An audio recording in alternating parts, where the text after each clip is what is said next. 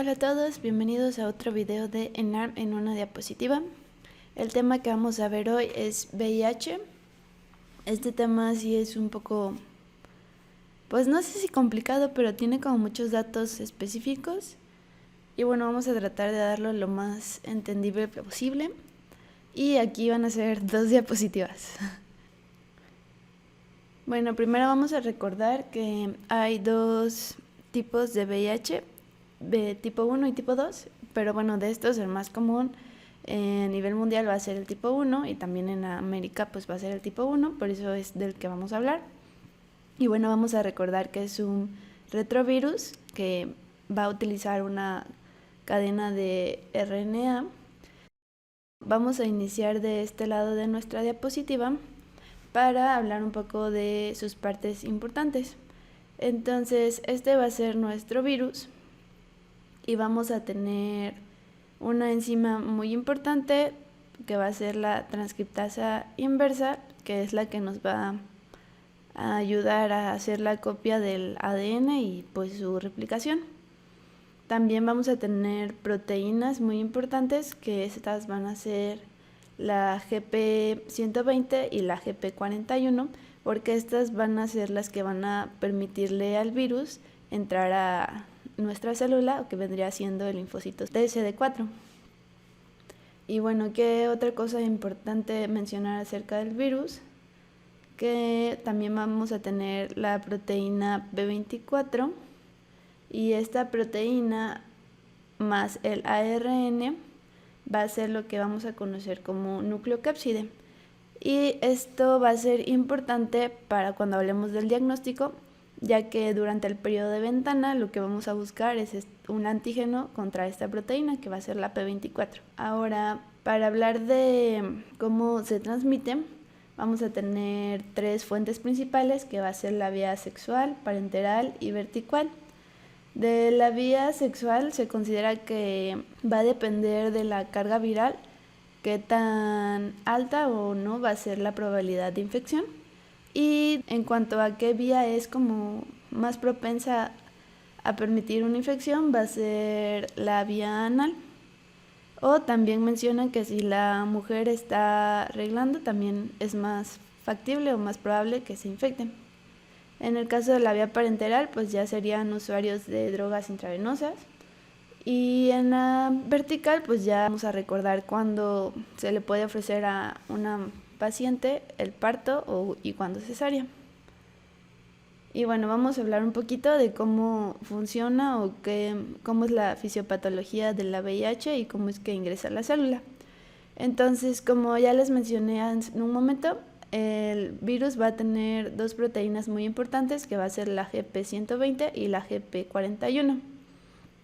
Esta GP120 va a ser la que se va a unir a la membrana del linfocito CD4, o sea, a un receptor, y va a permitir la entrada del virus. Y la GP41 se va a unir a un correceptor, que este va a ser el CCR5 o CXCR4, y también nos va a permitir la fusión de las membranas. Y bueno, hablando de fármacos, aquí vamos a tener la acción de 2, que va a ser el Maraviroc y el Enfurbitide. Entonces, estas proteínas, tanto la GP120 como la GP41, van a permitir la entrada del virus a la célula. Una vez que haya entrado el virus, aquí va a empezar a tomar acción la transcriptasa inversa o transcriptasa reversa, que va a copiar el ADN y va a pasarlo al núcleo de la célula, donde va a entrar la integrasa, se va a hacer la transcripción y van a pasar al citoplasma genomas del ARN y se va a también realizar un ensamblaje que va a permitir salida de más viriones o más virus, y al lastimar la membrana pues va a destruir nuestra célula o linfocito. Eso a grandes rasgos es más o menos cómo funciona. Para recordar las enzimas importantes, vamos a dar una mnemotecnia que va a ser TIP. Entonces, T de transcriptasa inversa, I de integrasa y P de proteasa. Para recordar igual dónde actúan, primero la transcriptasa inversa en el citoplasma, la integrasa en el núcleo y la proteasa nuevamente en el citoplasma. Es importante recordar estas enzimas porque también nos van a dar el punto de acción o dónde es que van a actuar nuestros diferentes fármacos para el tratamiento antirretroviral, que ya regresaremos más adelante a esta diapositiva. Bueno, hablando de la evolución de la enfermedad, primero vamos a tener una primoinfección o un contacto donde van a descender nuestros linfocitos TCD4 y va a haber un aumento en la replicación del virus. Esto va a ser durante lo que llamamos el periodo de ventana y es donde se nos va a dar el síndrome de infección aguda por VIH, que puede también darse como una linfadenopatía generalizada. Y bueno, si les llegaran a preguntar a qué corresponde esta linfadenopatía generalizada persistente, la mnemotecnia va a ser 1, 2 y 3. 1 va a ser porque va a haber la afección en ganglios y de más de 1 centímetro. El 2 va a ser porque va a ser en 2 o más lugares que no van a tener relación. Y el 3 porque va a ser en un periodo aproximado de 3 meses. Continuando con su evolución, después vamos a tener un periodo de latencia clínica donde nuestra cantidad de CD4 y el virus, en la replicación del virus, digamos que se va a estabilizar. Entonces nuestro sistema inmune va a reaccionar y ya no se van a morir tan rápidamente nuestros linfocitos, ni la replicación viral va a ser tan exponencial. Y bueno, si en este momento no damos ningún tratamiento, después ya el sistema inmune ya va a ser incapaz de contener a los virus y entonces otra vez va a haber una mayor velocidad de replicación y entonces los virus que se encontraban en ganglios también van a diseminar al torrente sanguíneo y entonces ya tendremos la aparición de enfermedades oportunistas. Y finalmente en la fase final, que va a ser cuando nuestro recuento de linfocitos CD4 sea menor de 500, que ya nos va a llevar a enfermedades definitorias de SIDA y a muerte. En cuanto a las etapas, podemos ocupar 2 clasificaciones, una por la CDC y otra por la GPC. Las que más han preguntado es la de la CDC. Y bueno, ahí vamos a dividir en 1, 2 y 3 y a B y C. 1 y 2 y 3 va a ser en razón de nuestro recuento de linfocitos. 1 va a ser cuando sea más de 500 CD4, 2 cuando estén entre 200 y 500, 3 cuando sean menos de 200 CD4. Y A, B y C va a ser en razón de la sintomatología. A va a ser asintomático o un síndrome mononucleócido o en dado caso igual lo que ya mencionamos de la linfadenopatía generalizada. Y B, cuando tengamos síndromes constitucionales o alguna lesión premaligna. Y C, en dado caso que ya tengamos enfermedades definitorias. Aquí entra también cualquier tipo de cáncer. En el caso de candidiasis, esto puede ser una pregunta. Si habla de una candidiasis interna, o sea, que no sea vaginal, o candidemia, hablamos de tipo C. Si les hablan de solo candidiasis localizada, será B. De la GPC solamente nos habla de 1, 2 y 3. Va a ser en razón del recuento del linfocito CD4. Pasando al diagnóstico, vamos a tener varios tipos de estudios para poder realizar nuestro diagnóstico. Y esto también va a depender de en qué momento de la evolución de la enfermedad nos encontremos. Bueno, nuestra prueba de tamizaje va a ser el ELISA y como esta prueba, tanto ELISA como Western Blot, funcionan con anticuerpos, en este periodo de ventana donde no tenemos anticuerpos, no van a ser útiles y van a salir negativos. Y aquí es donde entra el antígeno para GP41, que es lo que nos puede ayudar para realizar nuestro diagnóstico en periodo de ventana o un PCR. Pero bueno, iniciando nuestro algoritmo, el primer estudio que vamos a realizar siempre que sospechemos de un paciente que podría portar la enfermedad por VIH, vamos a realizar un ELISA. Si este ELISA resulta ser positivo, vamos a realizar otro ELISA. Y si este es positivo, vamos a pasar al Western Blot. Si tenemos nuestro Western Blot positivo y nuestros 2 primeros ELISAs positivos, ya vamos a tener un paciente compatible con VIH. Y bueno, recordar que el Western blot también nos va a detectar anticuerpos contra GP24, 41 y 120. Si 2 de estas proteínas están presentes, ya será un positivo. Si solo una está presente, pues es negativo. Siguiente escenario, que hagamos nuestra ELISA y resulta positivo, pero el segundo salió negativo. Igual tendremos que realizar una prueba confirmatoria, que ya va a ser el PCR. Si nuestro primer ELISA salió negativo, podemos esperar 3 meses y volver a repetirlo. O en dado caso que quisiéramos repetirlo luego, pasaríamos a este mismo escenario, y si nuestro segundo fuera positivo, tendríamos que realizar PCR. Si nuestra segunda ELISA sale negativo, entonces no hablaríamos de enfermedad por VIH. Y bueno, en dado caso que nuestro Western blot salga negativo, después de 2 ELISAs positivos, tendríamos que realizar una prueba definitoria, que vendría siendo nuestro PCR. Bueno, y ahora de este lado vamos a volver al esquema que vimos en un inicio para hablar del tratamiento antirretroviral. Como ven, aquí hay diferentes recuadros donde van a ver el sitio de acción de cada fármaco. Entonces, para recordar los que nos permiten la entrada, solamente van a ser 2, que va a ser el Maraviroc y el Enfurbitide. El Maraviroc nos va a bloquear al CCR5, que dijimos que permitía la unión de las membranas, y el Enfurbitide nos va a bloquear al GP41, que igual nos permite la entrada del virus a la célula. Una forma de recordar esto es fusión de Enfurbitide. Siguiendo el proceso, dijimos que en el citoplasma iba a actuar la transcriptasa inversa.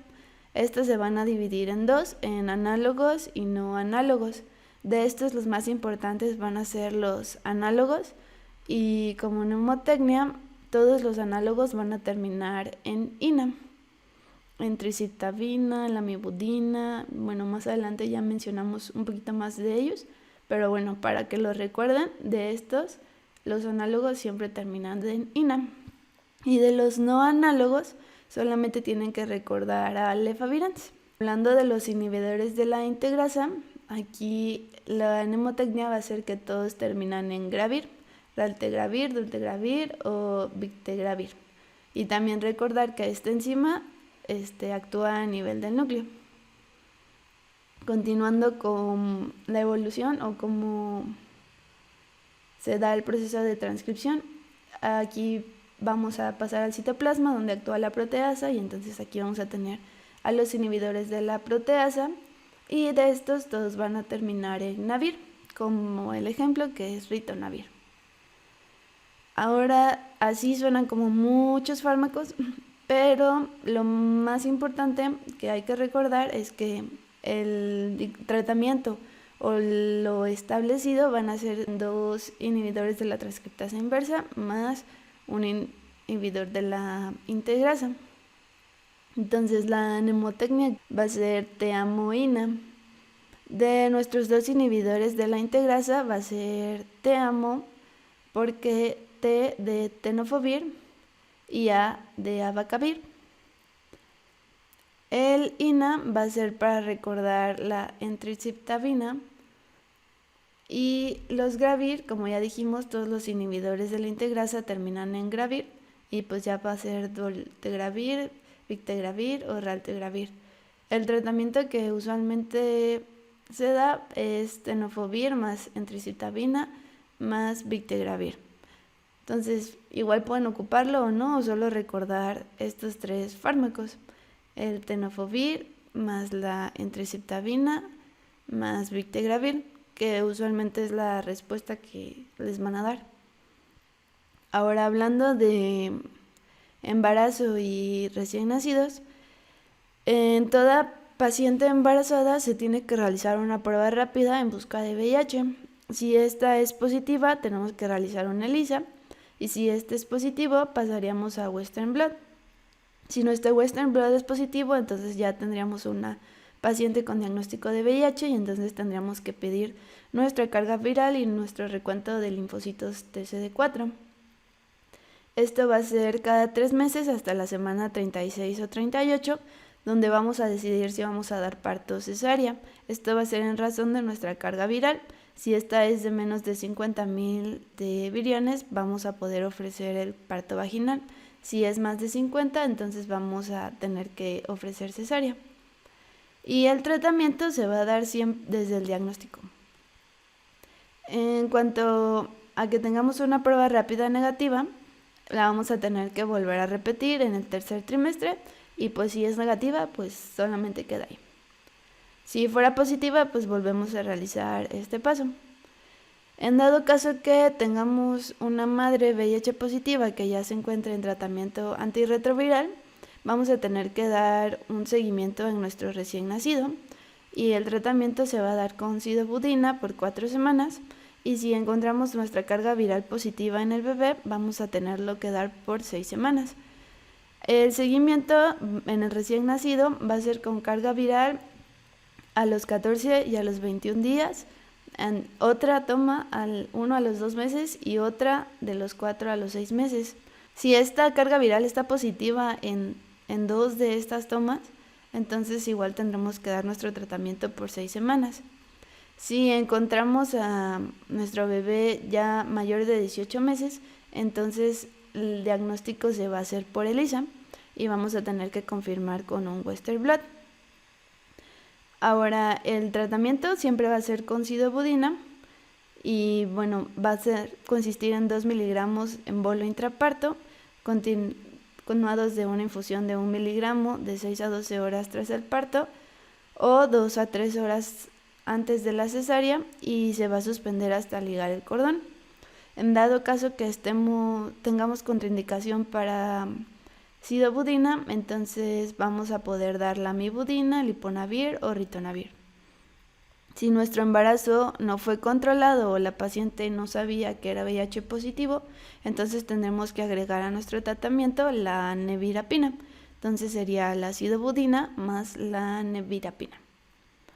Ahora, en casos donde tengamos algún contacto con un paciente con VIH y requiramos de alguna profilaxis, siempre tenemos que darla en menos de 72 horas, sin realizar nuestro PCR y un ELISA, y el tratamiento no ser la sidobudina más la vimudina por 1 mes. En dado caso que, el nombre comercial de esto va a ser Convivir, y si tuviéramos alto riesgo, entonces el tratamiento va a ser con tenofovir, emtricitabina más raltegravir, igual por 1 mes. Y vamos a repetir después nuestro ELISA y nuestro PCR. Como ven aquí, por ejemplo, es el tratamiento que ya dijimos acá arriba. Tenofovir más emtricitabina más raltegravir. Pasando a la siguiente diapositiva, ¿qué efectos adversos nos pueden dar estos fármacos? En realidad hay muchos, pero los que más han preguntado son la sidobudina y su asociación a la supresión de médula ósea, que nos da una anemia plástica, el efavirenz con efectos en sistema nervioso central y defectos del tubo neural, la adipodistrofia a la sidobudina o al tenofovir, la nefrotoxicidad la asocian más al tenofovir y la reacción de hipersensibilidad con abacavir. Hablando de asociaciones, esto sí es importante que lo recuerden. Vamos a tener diferentes enfermedades que ya son definitorias de SIDA o ciertos casos clínicos que también nos van a ayudar a asociar la enfermedad a VIH. En dado caso que el cuadro clínico nos hable de una meningitis y en un paciente con VIH, si nos mencionan que nuestro recuento de CD4 va a ser menor de 100, es muy seguro que nos estén hablando de una criptococosis meningia. Y aquí el diagnóstico va a ser porque va a haber un aumento de la presión de apertura elevada cuando hacemos nuestra punción lumbar. El diagnóstico lo vamos a hacer con tinta china y el tratamiento va a ser con anfotericina más fluconazol. Bueno, en dado caso que nos presenten una neumonía típica con insuficiencia respiratoria y nos den un recuento de CD4 menor de 200, casi siempre tenemos que empezar con pneumocitis girovecii. Aquí va a haber una radiografía con patrón intersticial. En dado caso que tomemos un ATAC, se va a ver en vidrio despulido. Y nuestro tratamiento va a ser trimetoprim con sulfa más un esteroide, en este caso prednisona. Y si nos llegan a presentar un caso que el paciente sea alérgico, podemos dar tratamiento con pentamidina. En dado caso que nuestro paciente sea VIH positivo y presente crisis convulsivas, podemos asociarlo a toxoplasmosis. Aquí nuestro recuento de CD4 va a ser menor de 100 y el diagnóstico va a ser por tomografía, donde vamos a ver una imagen en anillo con edema perilesional. Esta imagen se puede observar en 3 escenarios. Va a ser toxo, en dado caso de un linfoma o en dado caso de un absceso cerebral. Así que solo hay esos 3 escenarios.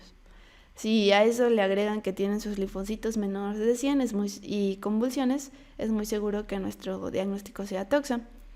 Aquí el tratamiento va a ser la sulfadiazina más pirimetamina más ácido folínico. En dado caso que presentemos fiebre o adenopatías, aquí hay que asociarlo a tuberculosis y recordar que tuberculosis es la única que se va a presentar con linfocitos menor de 300. El resto de estas enfermedades definitorias va a ser con linfocitos CD4 menor de 200. Y bueno, aquí la presentación más frecuente de la TB va a ser extrapulmonar y nuestro tratamiento antirretroviral va a tener interacción con la rifampicina y el efavirenz. En caso de amaurosis indolora, aquí hay que pensar en citomegalovirus. Este se va a presentar cuando tengamos un recuento de linfocitos CD4 menor de 75. El diagnóstico va a ser por fondo de ojo y vamos a encontrar hemorragias y exudados perivasculares. Y nuestro tratamiento va a ser con ganciclovir. En dado caso de que tengamos fiebre, diarrea y un recuento de linfocitos menor de CD4, vamos a pensar en micobacterias atípicas. De estas, el Avium va a ser el más importante y nuestro tratamiento va a ser con isoniazida más claritromicina. En dado caso que nos presenten algún paciente con diarrea más pérdida de peso y un recuento de linfocitos menor de 100, aquí pensaríamos en parásitos intestinales y nuestro tratamiento iría más indicado al dar el tratamiento antirretroviral más que hacia los parásitos. Y en dado caso que nos presenten una hemiparesia progresiva en miembros inferiores que se extiende a miembros superiores con un recuento de linfocitos menor de 200, aquí podríamos pensar en la leucoencefalopatía multifocal progresiva, que es causada por el virus J. Esta no es tan preguntada, pero pues igual se las comento. En caso de TB ya mencionamos que va a ser con un recuento de linfocitos un poquito más alto, o sea, no va a ser menor de 200, y el tratamiento va a ser por 9 meses. Si ya vieron el video de tuberculosis, van a recordar que lo que se modifica es el tratamiento de sostén. En dado caso de que nos presenten un linfoma de Burkitt, aquí hay que asociarlo con el virus de Epstein-Barr. Y bueno, también nos puede presentar una leucoplasia oral vellosa. Igual aquí les presento la imagen para que no se confundan con cándida. Eso sí ya la preguntaron en un examen. Y el sarcoma de Kaposi lo vamos a asociar a virus de herpes 8. Aquí hay otro cuadro de enfermedad respiratoria para que lo correlacionen con la cantidad de CD4, porque a veces presentan los casos clínicos así, no te dan un cuadro clínico muy específico, pero te puedes guiar con la cantidad de CD4. Entonces, de aquí es importante recordar tuberculosis en menos de 400. Cuando ya les presenten menos de 200, ya pueden pensar en pneumocitis girovecii, y menos de 100 o 50 ya entrarían las micobacterias atípicas. Ahí, para finalizar, hablando de vacunas, las vacunas se van a poder dar en dado caso que tengamos linfocitos CD4 con un recuento mayor de 200 para neumococo, hepatitis A, hepatitis B. Influenza sí se va a aplicar en todos. Y bueno, opcionales va a ser VPH, el meningococo y polio. Cuáles nunca debemos dar va a ser de virus vivus, específicamente contra varicela zoster. Y bueno, eso fue básicamente todo acerca de VIH. Espero les haya servido.